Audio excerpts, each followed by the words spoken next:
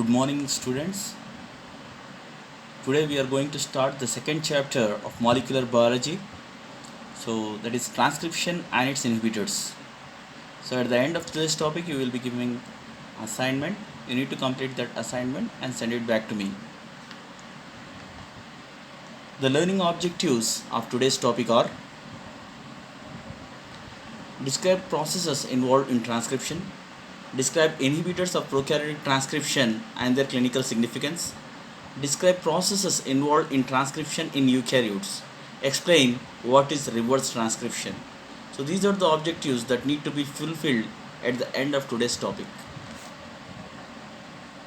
So transcription in prokaryotes, let us start first. So before starting the transcription in prokaryotes, it is important to recollect few important things which have been discussed with you in the last classes. So that is replication. So replication is a part of central dogma of life where the DNA is capable of synthesizing another DNA. So where two daughter DNA molecules are formed in which one of the strand of the daughter DNA is parental strand and another strand is newly synthesized strand. So such type of synthesis of the new DNA is called as semi-conservative replication, where one strand is the parental strand, another one is the daughter strand. So in the same way, here also in transcription also the RNA is synthesized by utilizing the parent DNA strand. So here the difference is that by using the template, an RNA is synthesized instead of synthesizing the DNA. So let us see what is transcription. So transcription is the synthesis of RNA molecule utilizing DNA as a template that results in the transfer of the information stored in the double-stranded DNA into a single-stranded RNA, which is used by the cell to direct the synthesis of protein. So it is the process where there is transfer of information from a part of the DNA in the form of mRNA. So transferring information which is present on the DNA in the form of mRNA, which is complementary to the parental DNA strand, that is template strand, is known as transcription. So cellular RNAs are messenger RNA, ribosomal RNA, transfer RNA, and several small nuclear RNAs.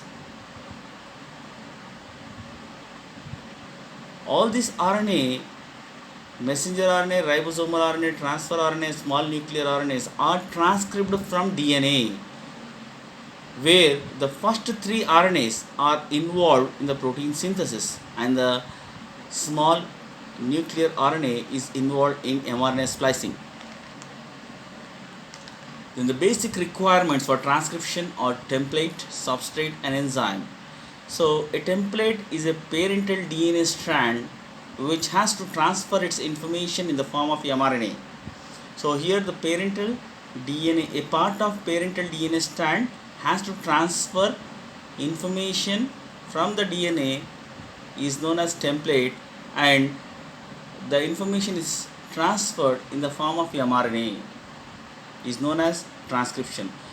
So template strand is the DNA strand, substrates are ribonucleotides, and enzymes. So there is only one enzyme in prokaryotic transcription which is responsible for synthesis of all the RNAs, but in eukaryotes eukaryotes have got three different enzymes like RNA polymerase 1, 2 and 3 that synthesizes different types of RNAs. So let us see one by one in detail. So template, a single strand of DNA acts as a template. The DNA strand that is transcribed to RNA molecule is referred to as template strand. The other DNA strand is referred to as the coding strand of the gene.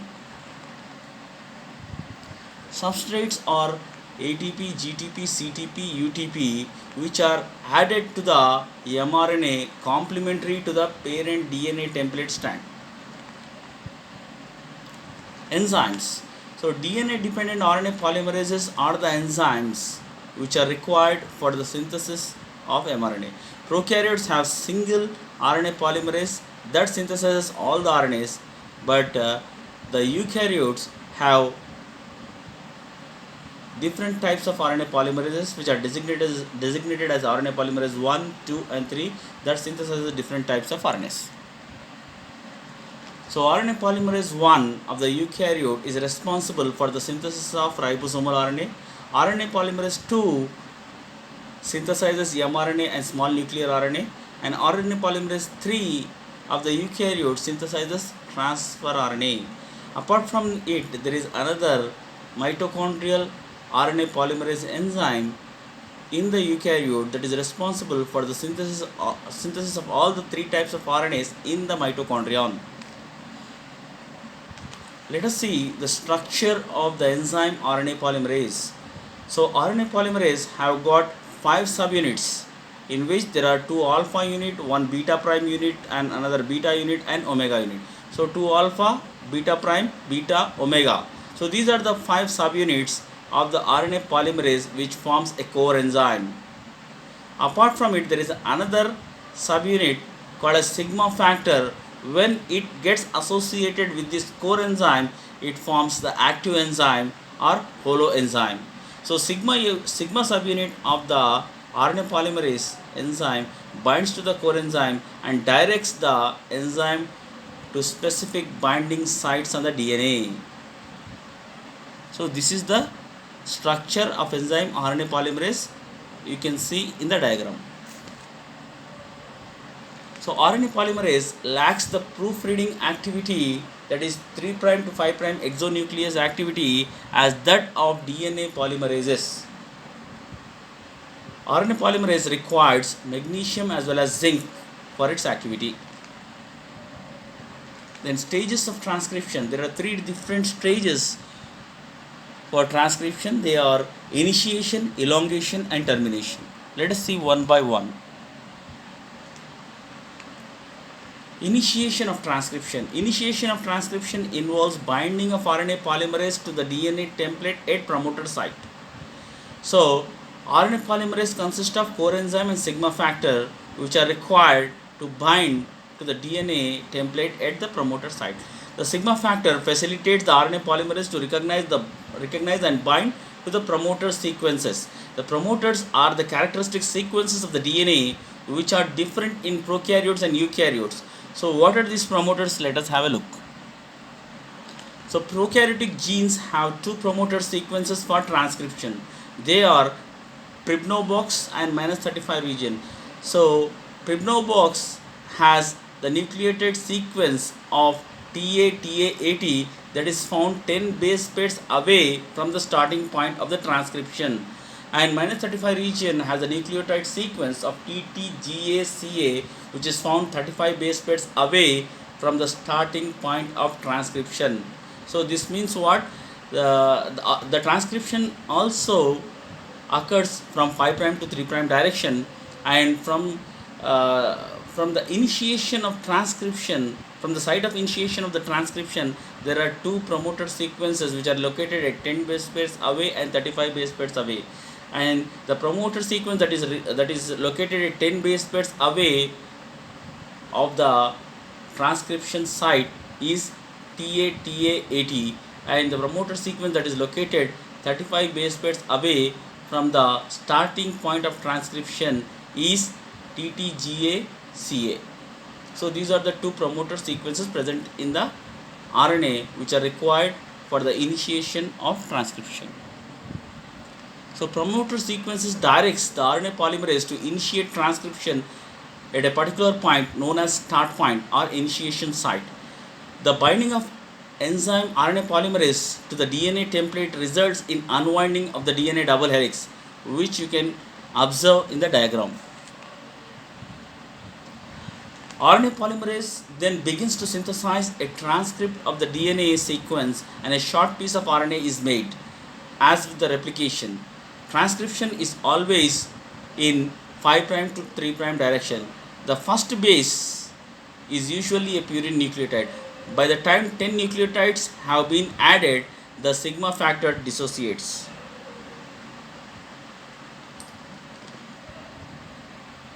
Then elongation. Sigma is released and RNA polymerase moves along the template strand and continues the elongation of the transcription. The process of elongation of RNA chain continues until a termination signal is reached. So what is this termination signal? So in prokaryotes, the termination of transcription occurs by one of the two mechanisms. So they are row dependent mechanism for termination and another one is row independent mechanism for termination. So let us see what is this one by one. So that is row dependent termination.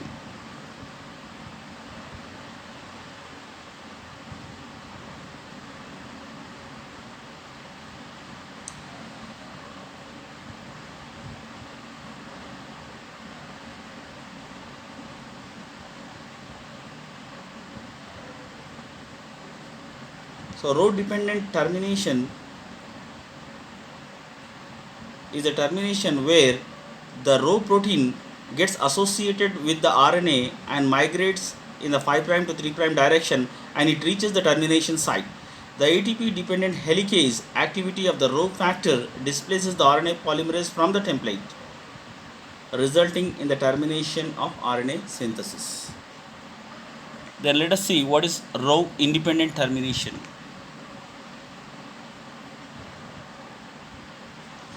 So row independent termination has two distinguishing features, where the first is the region that produces an RNA transcript with self-complementary sequences permitting the formation of a hairpin structure, which you can see in the diagram. These self-complementary sequences allow the RNA to fold back on it, forming a GC-rich stem plus a loop. This structure is known as hairpin structure. The second feature is that the RNA transcript contains a string of 3 adenine residues in the template strand that are transcribed into uridine residues near 3' end of the hairpin. The bonding of this uridine to complementary adenine of the DNA template is weak. This facilitates the suppression of newly synthesized RNA from the DNA template.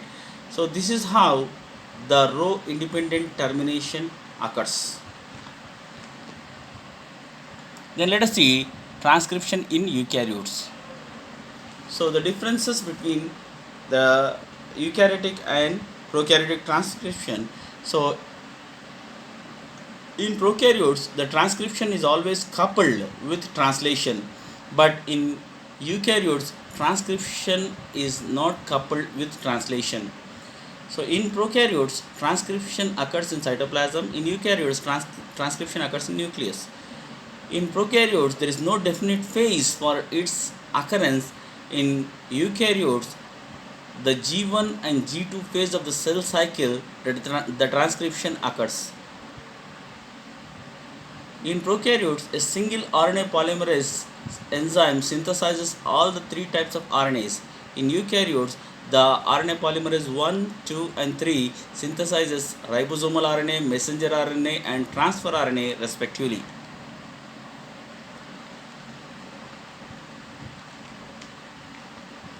Let us see in detail about the eukaryotic RNA polymerase enzymes. So RNA polymerase 1 enzyme synthesizes 18S, 5.8S and 28S of ribosomal RNA in the nucleolus. RNA polymerase 2 synthesizes messenger RNA precursor and small nuclear RNA in the nucleoplasm. RNA polymerase 3 synthesizes tRNA and 5S RNA in the nucleoplasm. Then let us go to the transcription in the eukaryotes. As the promoter region is required for the initiation of transcription in prokaryotes, here also in eukaryotes there is a promoter region or sequence which is required for the initiation of transcription. So here for the RNA polymerase 1, the promoter sequence is upstream promoter element and ribosomal initiator, and The promoter region for the enzyme RNA polymerase 2 is Tata box and initiator element, or initiator element or downstreaming promoter element. And the promoter sequence for RNA polymerase 3, in which for type 1 for the synthesis of 5S RNA, A block and C block are the promoter region, and for type 2 for the synthesis of tRNA, A block and B block are the promoter sequence. The stages of eukaryotic transcription. So RNA polymerase 2 requires many other proteins called as transcription factors to form the active transcription complex. So the transcription factors required for initiation of transcription are transcription factor A, B, E, F and H. The process of transcription by RNA polymerase 2 can be described in terms of following phases. They are assembly, initiation, elongation and termination. So let us see one by one.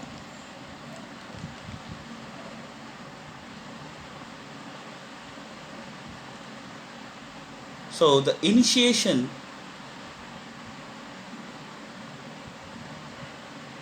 of transcription in the eukaryotes starts with a sequential assembly of TATA binding protein to the transcription factor A and transcription factors B, F plus RNA polymerase 2 and transcription factor E and transcription factor H results in the closed formation of a closed complex. Within the complex, the DNA is unwound at the initiator region by helicase activity of transcription factor H and transcription factor F, creating an open complex.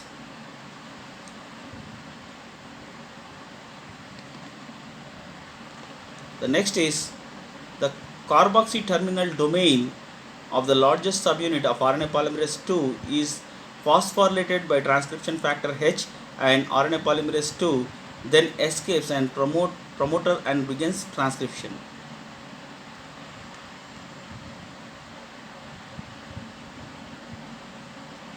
Then next is elongation. Elongation is accompanied by the release of many transcription factors and is also enhanced by elongation factors. The functions of all elongation factors is to suppress the pausing or arrest of transcription by RNA polymerase 2 and transcription factor F complex. Next is termination. Once the RNA transcript is completed, the transcription is terminated, RNA polymerase 2 is dephosphorylated and recycled and ready to initiate another transcription. So this is how the transcription occurs in eukaryotes. Then inhibitors of transcription. So rifampin, it is an anti-tuberculosis drug which inhibits the initiation of transcription by binding B subunit of prokaryotic RNA polymerase. Rifampin has no effect on eukaryotic nuclear RNA polymerases. Dactinomycin. So it is also called as actinomycin D. Dactinomycin is a therapeutic agent in the treatment of some cancer. It binds tightly and specifically to double helical DNA and thereby prevents the movement of the RNA polymerase. Then reverse transcription. So reverse transcription is the process where RNA is capable of synthesizing DNA with the help of enzyme reverse transcriptase. So certain RNA viruses that infect animal cell carry within the viral particle an RNA dependent DNA polymerase called reverse transcriptase. The RNA virus that contains reverse transcriptase are known as retrovirus because the genetic information flows from RNA to DNA rather from DNA to RNA, hence they are called as retroviruses. Reverse transcriptase produces DNA from viral RNA. Some retroviruses classified as RNA tumor viruses contain an oncogene that can cause the cell to grow abnormally. The first retrovirus of this type to be studied was Rous sarcoma virus. Another important class of retrovirus include human immunodeficiency virus identified in 1983, which causes acquired immunodeficiency syndrome or AIDS. So this is about retroviruses, reverse transcription, and enzyme reverse transcriptase. So this completes the topic transcription inhibitors and reverse transcription.